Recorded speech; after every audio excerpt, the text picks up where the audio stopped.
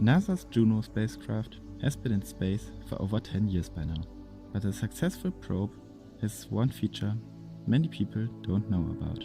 A small camera mounted to the side of the spacecraft, added as an afterthought, yet providing some of the most incredible pictures of another planet ever made.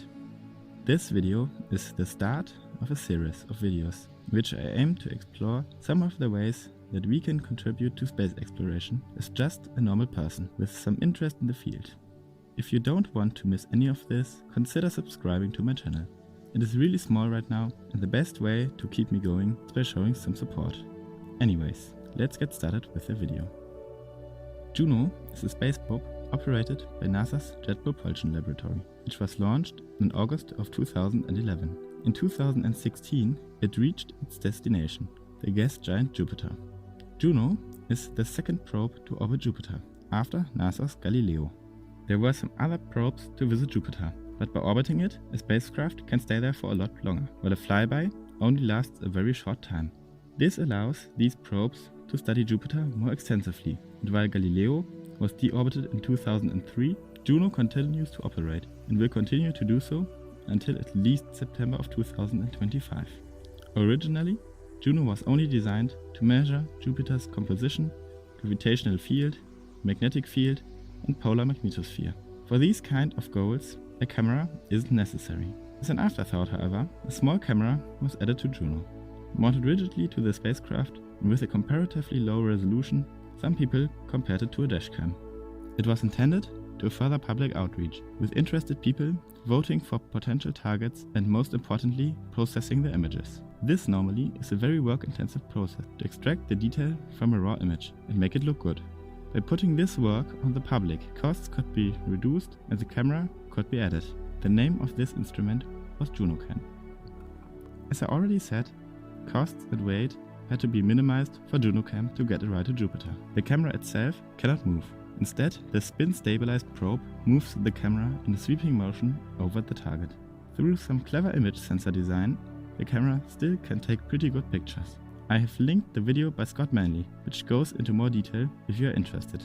To save costs, a very similar design from the Mars Science Laboratory was reused and adapted for the new environment.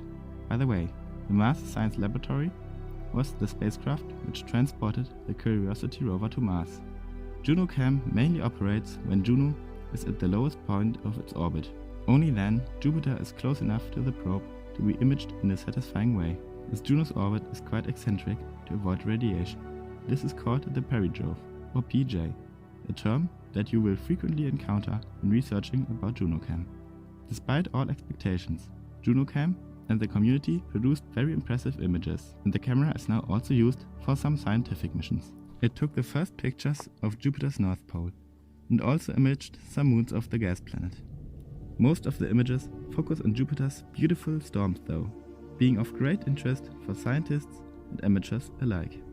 All data of JunoCam is released online, and I have linked the website in the description. This brings us to the most important part of this video.